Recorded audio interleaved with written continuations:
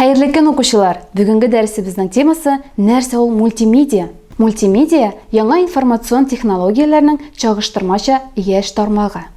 Мультимедиа төшенчәсенең сүзгә сүз тәрҗемәсе күп мөхитле. Мульти күп, медиа мөхит дигәнне аңлата. Әлеге төшенчә кулланучыга берничә информация каналы аша тәэсир итүне белдерә. Бу вакытта кагыйдә буларак кулланучының актив булуы сорала. Сезгә таныш ойын программаларының күбесе мультимедиа продуктлары рәтеннән. Әлеге ойыннарда мәгълүмат бирүнең төрле формалары диалоглы идарә итү белән кушыла. Мотор бизәлеш, стереофоник, тавыш яңгырашы, хәрәкәт итүче персонажлар – булар барысы да экранда барган күренешләрне чынбарлыкка якынайта. Моннан тыш уйнаучы тышкан яисә джойстик ярдәмендә экрандагы кеше фигураларын урыннарыннан күчерә, ракета җибәрә һәм башка күп гамәлләр башкара. Мультимедиа эшне тавыш, анимацияләнгән компьютер графикасы, видеокадрлар, хәрәкәтсез статик сурәтләр һәм текстлар белән тәэмин итүче интерактив системалар ул. Мультимедиа компьютер системалары белем бирү, сәнгать, реклама, фән, сәүдә итү һәм кеше эшчәнлегенең башка өлкәләрендә киң кулланыла. Өстәвенә мультимедиа куллану бу өлкәләрнең һәркайсында элекке технологияләрдән файдаланып үтә булмаган гамәлләрне башкару өчен яңа мөмкинлекләр ача. Компьютер өйрәтүнең заманча программалары кагыйдә буларак мультимедиа технологияләрне кулланып төзелә.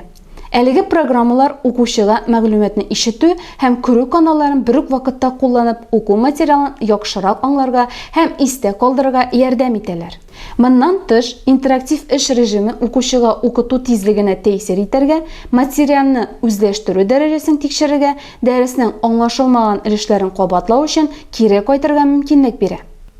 Мультимедиа технологияләре ярдәмендә төзелгән электрон белешмәлекләр, энциклопедия, музыкаль һәм нәфис альбомнар көннән-көн зуррак популярлыкка ирешәләр.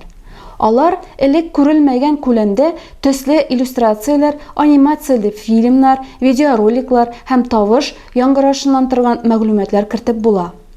Мәсәлән, мультимедиалы музыкаль энциклопедия музыкаль әсәрне тыңлау белән бер үк вакытта танылган башкаручыларны һәм дирижерларны күрү мөмкинлеген дә бирә. Компьютерны модельләүнең нәтиҗәләрен мультимедиа формасында күрсәтү бик көчле эффект тудыра. Гади күз белән күреп булмый торган процесслар чынбарлык дип кабул ителә ала. Мәсәлән, компьютерда астрономик хисаплаулар башкарып, күк җисемнең 100 елдан соң хәрәкәт итү юлын белгәннән соң, экранда анимацион ролик рәвешендә аның космостагы күчешен хәтта тавыш эффектлары кушып җибәреп күрсәтергә була. Мультимедиа сәүдә рекламаларында, хезмәт күрсәтү өлкәсендә актив кулланыла. Сәүдә бүлекләрендә һәм кибет киштәләрендә экраннарында сатуга куелган товарларны рекламалаучы компьютерларны бик еш күрергә мөмкин. Без барыбыз да телевидение аша һәр көнне мультимедиа рекламаларын карыйбыз. Шуның белән укучылар темабызның теория өлеше тәмам. Киләсе очрашуларга кадәр сау булыгыз.